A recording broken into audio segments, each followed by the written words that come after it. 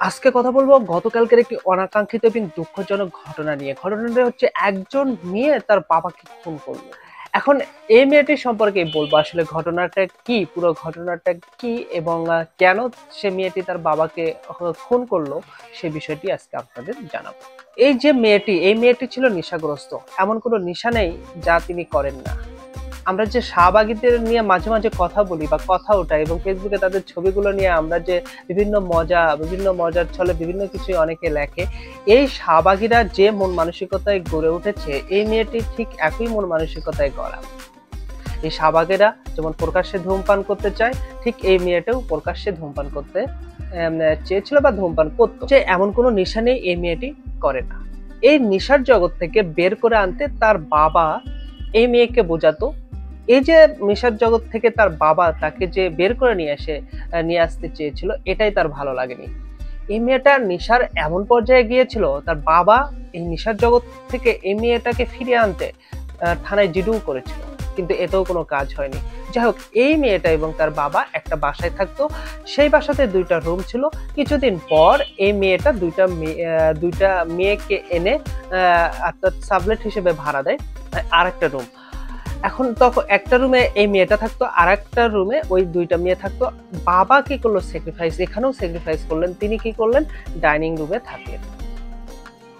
বাবা হয়তো ভেবেছিল এই মেয়ে দুইটার সাথে আমার মেয়েটা হয়তো থেকে ভালো হয়ে যেতে পারে, কিন্তু ব্যাপারটা হয়েছিল আরো উল্টো।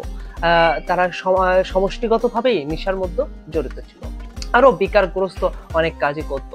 এই বাবাটা এই মেয়েটার বা এই মেয়েগুলোর এই কাজগুলো সহ্য করতে না পেরে মেয়েটার সাথে তর্ক বিতর্কে জড়ায়। তখন মেয়েটা ভাবলো যে বাধাহীন ভাবে তার যে বিকারগ্রস্ত এবং অসভ্য কার্যকলাপ যদি চালাতে চায়, তাহলে তার বাবাকে সরাতে হবে। এবং তার বাবাকে সরানোর তিনি সিদ্ধান্ত নিলেন। এবং এই সরানো এমন না যে বাসা থেকে বের করে দেওয়া, বাসা থেকে অন্য কোথাও তাকে পাঠিয়ে দেওয়া, না, পৃথিবীর থেকেই সরিয়ে দেওয়ার সিদ্ধান্ত নিলেন। আর এই কারণেই মেয়েটি তার বাবাকে রাতে 20টা ঘুমের ওষুধ খাওয়াইলেন এবং শেষ রাতে তার বাবাকে ছুরি আঘাতে খুন করলেন। খুন তো করলেনই, এবং লাইভে এসে বললেন পুরো বাংলাদেশ যেন তার পাশে থাকে এবং পুরো বাংলাদেশের মানুষ যেন তার মুক্তির জন্য কথা বলে। কেন? কেননা তার বাবাকে তিনি একটা অপবাদ দিয়েছেন এবং তিনি এটা আগে থেকেই উপলব্ধি করেছিলেন যে আমি যদি এই অপবাদটা আমার বাবাকে দেই, তাহলে নারীবাদী এবং শাহবাগীরা ঝাঁপিয়ে পড়বে তার জন্য। এই এই বিষয়টা তার মাথায় ছিল। পুলিশের জিজ্ঞাসাবাদে আমি যে ঘটনাগুলো বললাম সেই ঘটনাগুলোই উঠে এসেছে। এই যে শাহবাগীরা, আমরা শাহবাগীদের নিয়ে বিভিন্ন সময় বিভিন্ন কথা বলি, এই জন্যই বলি কারণ এই শাহবাগীরা চায় নেশা।